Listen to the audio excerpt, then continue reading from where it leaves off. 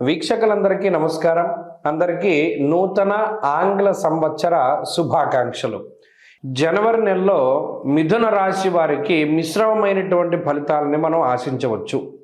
ఇక్కడ రెండు విషయాలు గుర్తుపెట్టుకోవాలి. ఒకటి, ఈ రాశి వారికి జన్మరాశి స్థిత గురుని యొక్క ఫలము, అలాగే దశమంలో కంటక శని యొక్క ఫలితము, నవమ రాహు యొక్క ఫలితము, దీర్ఘ సంచార గ్రహాలన్నీ ప్రతికూలంగానే ఉన్నాయి.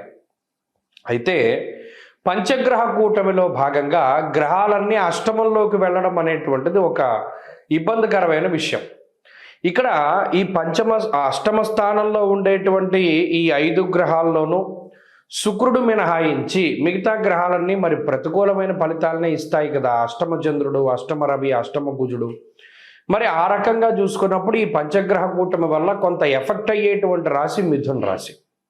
కాబట్టి కొంచెం జాగ్రత్తగా వ్యవహరించాలి. ఇది మీకు జాగ్రత్తను తెలియజేయడానికి, తప్పితే ఏదో నెగిటివ్గా మాట్లాడారు లేకపోతేనేమో కావాలని ఏదో నెగిటివ్ చెప్తున్నారని భావించకూడదు. ఎప్పుడైనా సరే గ్రహస్థితి ప్రతికూలంగా ఉన్నప్పుడు ఏ రకమైన ప్రతికూలత ఉన్నది, దాని నుండి ఎలా బయటపడాలి అన్నది జాగ్రత్తగా చూసుకోవాలి. ఇప్పుడు ఏమవుతుంది, అష్టమంలోకి గ్రహాలు వెళుతున్నప్పుడు దుర్దోష శత్రు సంవాదో గమనం యథా అన్నది శాస్త్రం. స్థాన నాశం రుణచ్ఛేద అష్టమస్తే ధరాసుతే అన్నది శాస్త్రం. అలాగే అజీర్ణమయ సంతాప జానుబాధాంత దైవచ అన్నది శాస్త్రం. పండగల్లో ఏది పడితే అది తినేస్తే పండగైన మరుసటి రోజు నుండి అజీర్తి పట్టుకుంటుందని చెప్పాడు. అందుకని పండగల్లో మనం తినేటువంటి ఆహార పదార్థాలు జాగ్రత్తగా చూసుకోవాలి. ప్రధానంగా మిథున రాశి వారు ఇక్కడ అజీర్తికి సంబంధించినటువంటి ఉదర సంబంధమైనటువంటి సమస్యలు ప్రధానంగా కనబడుతూ ఉన్నాయి. అలాగే ఈ రాశి వారులలో స్థానచలనం కలగడానికి అవకాశం ఉంటుంది. దేశాంతరవాసం, అటు నుండి ఇటు రావడం, ఇటు నుండి అటు వెళ్ళడం, ఏదైనా దేశాంతరవాసం కలగడానికి అవకాశం ఉంటుంది. అలాగే దుర్దోష శత్రు సంబాధ, అనవసరమైనటువంటి తగువులు అధికంగా ఉంటాయి. పండగల్లో వాటిల్లో వాళ్ళతో వీళ్ళతోనూ తగువులు పెట్టుకోకుండా సామరస్యమైనటువంటి ధోరణితోటి ఎక్కువగా తిని కడుపు పాడు చేసుకోకుండా కడుపును చూసుకుంటూ ఆరోగ్యాన్ని కాపాడుకుంటూ, అలాగే ఇందాక మనం చెప్పుకున్నాం అనవసరమైనటువంటి వ్యసనాల జోలికి వెళ్లకుండా, ఎందుకంటే జోదము, స్పెక్యులేషను, బెట్టింగు ఇటువంటి వాటిల్లో పెడితే రూపాయికి 10 రూపాయలు పోయేటువంటి రాశుల్లో ప్రథమంగా మిథున రాశి వారే ఉన్నారు. అది తెలిసి కూడా మీరు ఎందులోనైనా పెడితే మాత్రం అది మీ బాధ్యతే, స్వయంకృతాపరాధమే. కాబట్టి ఇక్కడ జాగ్రత్త వహించాలి. పండగల్లో చాలా జాగ్రత్తగా ఉండాలి. ప్రయాణాలు చేసేటప్పుడు చాలా జాగ్రత్తలు వహించాలి. స్పీడ్ పనికిరాదు, దుడుకు ప్రయాణాలు పనికిరావు. సొంతంగా మీకు మీరుగా డ్రైవ్ చేసుకుంటూ వెళ్ళడం కన్నా డ్రైవర్ని పెట్టుకుంటే చాలా మెరుగ్గా ఉంటుంది. కొంత తీవ్రత అనేటువంటిది తగ్గుతుంది. ఎందుకంటే ఇప్పుడు చూడండి, ఏదైనా పడవ నడిపేవాడే ప్రమాదకరంగా ఉంటే ఏమవుతుంది, మిగతా వాళ్ళ మీద కూడా ఆ ఎఫెక్ట్ పడిపోతుంది. అందుకని మీరు నడపకుండా మీరు పక్కన కూర్చుని ఇంకొకరిని పెట్టుకుని ముందుకు వెళుతూ ఉండడం చెప్పదగినటువంటి సూచన. అలాగే ఉద్యోగ, వ్యాపార, వ్యవహార, వ్యవసాయాది పరిస్థితులన్నీ కూడా సాధారణంగానే ఉన్నాయి. రూపాయి ఇస్తే రూపాయి ఖర్చు అయిపోయేటువంటి పరిస్థితులే తప్పితే ఈ పంచగ్రహ కూటమిలో జనవరి నెలలో మిథున రాశి వారికి ప్రయోజనంగా ఉండేటువంటిది ఏమీ లేదు. ఏమైనా ఉంది అంటే వృధా ప్రయాణము, వృధా ప్రయాసలు ఎక్కువగా ఉంటాయి. కాబట్టి ఒకే మైండ్లో ఫిక్స్ అవ్వండి. కుటుంబ సభ్యులు ఆనందపడేటట్టు చేయండి.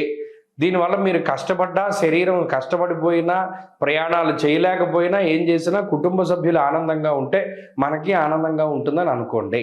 కాబట్టి ప్రధానంగా మిథున రాశి వారు ఈ పంచగ్రహ కూటమి నుండి బయటపడడానికి ఈ నెలంతా కూడా సుబ్రహ్మణ్యారాధనే చేయాలి. సుబ్రహ్మణ్యేశ్వర స్వామి వారి యొక్క ఆలయ సందర్శనము, లేదు షష్ఠి తిథి నెలకి 2 సార్లు వస్తుంది కాబట్టి ఆ తిథుల్లో ఉపవాసం ఉండి సర్పసూక్తంతో సుబ్రహ్మణ్యేశ్వర స్వామికి అభిషేకం జరిపించుకోవడం ద్వారా కూడా కొంత ఈ ఇబ్బంది నుండి బయటపడడానికి అవకాశం ఉంటుంది. ఈ కొత్త సంవత్సరంలో అందరికీ ఆయురారోగ్య ఐశ్వర్యాదులు కలగాలని, పరమేశ్వరుడి యొక్క అనుగ్రహం ఉండాలి అని, అలాగే ఈ సంవత్సరంలో ఏర్పడేటువంటి దేశారిష్ట యోగాలు, దుర్భిక్ష, ఉల్కాపాతాలు లేదా మరేతరత్ర దోషాదుల వల్ల ప్రజలు ఏ రకంగానూ ఇబ్బంది పడకూడదు అని చెప్పి మనస్ఫూర్తిగా భగవంతుడిని మరొకసారి ప్రార్థిస్తూ, నూతన సంవత్సరంలో ఈ ఆంగ్ల సంవత్సరంలో మొట్టమొదటి నెల జనవరి నెలలో ఉండేటువంటి గ్రహస్థితిని మనం పరిశీలిద్దాం. ముఖ్యంగా ఈ నెలలోనే పంచగ్రహ కూటమి అనేటువంటిది సంభవించబోతూ ఉన్నది. దానికి సంబంధించినటువంటి ప్రభావాలను సైతం మనం విశ్లేషణ చేసుకుందాం. దానికన్నా ముందు సంక్రాంతి ఎప్పుడు చేసుకోవాలి అనేటువంటి దాని మీద కొంతమందికి సందిగ్ధత ఉన్నది. నిజానికి భారత ప్రభుత్వ ఆమోదిత దృగ్గణిత పంచాంగ రీత్యా 15వ తారీఖు నాడు సంక్రమణ పుణ్యకాలము అనేటువంటిది అందరూ గుర్తుపెట్టుకోవాలి. 15వ తారీఖు నాడే రవి ధనురాశిని వదిలిపెట్టి మకర రాశిలోకి ఆయన యొక్క సంచారాన్ని ప్రారంభిస్తూ ఉత్తరాయణ పుణ్యకాలాన్ని ప్రారంభం చేస్తూ ఆయన యొక్క దిశ అంటే ఆయన ప్రయాణము ఉత్తరం దిక్కుగా ప్రారంభం చేస్తూ అది దేవతా కాలమానం ప్రకారం పగలు కాబట్టి ఆ రోజున సంక్రమణ పుణ్య రోజున చేసేటువంటి విశేషమైనటువంటి స్నానములు, దానములు, జపములు, తపములు వీటన్నిటికీ విశేషమైనటువంటి ఫలాన్ని ఆయన వసగుతూ ఉన్నారు. అది జనవరి 15వ తారీఖు కాబట్టి ప్రభుత్వం కూడా సెలవులు ఆ రకంగానే ఇచ్చింది కాబట్టి ఏమాత్రం సందేహం లేదు. 14, 15, 16 పండగలు ఈ విషయాన్ని దృష్టిలో పెట్టుకోవాలి. ఇక జనవరి నెల ద్వితీయార్థంలో అంటే 15వ తారీఖు దగ్గర నుండి ఏర్పడేటువంటి పంచగ్రహ కూటమి చాలా విశేషంగా దీని గురించి చెప్పుకోవాలి. మకర రాశి యందు రవిగ్రహము, కుజగ్రహము, శుక్రగ్రహము, బుధగ్రహము, చంద్రగ్రహము వెరసి 5 గ్రహాల తాలూకు స్థితిగతులు ఇది కాలపురుషునికి దశమ కేంద్రమందు ఏర్పడుతూ ఉన్నాయి కాబట్టి ఇది విశేషంగా ప్రభావాన్ని చూపిస్తూ ఉంటుంది. దేని మీద? వృత్తి, ఉద్యోగ, వ్యాపార, వ్యవహార, వ్యవసాయాదులపైన దీని యొక్క ప్రభావం ఉండబోతూ ఉన్నది.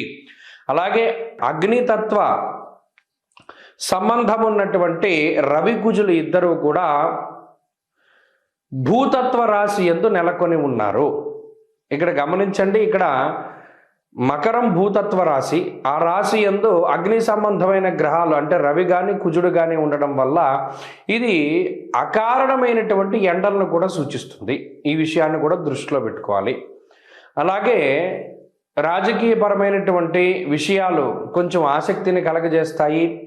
భూ సంబంధమైనటువంటి లావాదేవీలు అవి కూడా కొంత వెనకబడుతూ ఉండేటువంటి విషయాలను మనం దృష్టిలో పెట్టుకోవాలి. ఏదైనా ఉద్యోగాదుల మీద ప్రభావంగా ఈ విషయం ఈ రవికుజులు అలాగే బుధ, శుక్రులు, చంద్రులు కలిసి ఉన్నటువంటి స్థితి ప్రధానంగా అది ప్రభావాన్ని చూపెడుతూ ఉంటుంది. కాబట్టి ఈ కూటమి పంచగ్రహ కూటమి 12 రాశుల పైన ఏ విధమైన ప్రభావాన్ని చూపెడుతుంది అనేటువంటిది మనం క్లుప్తంగా తెలుసుకునేటువంటి ప్రయత్నం చేద్దాం.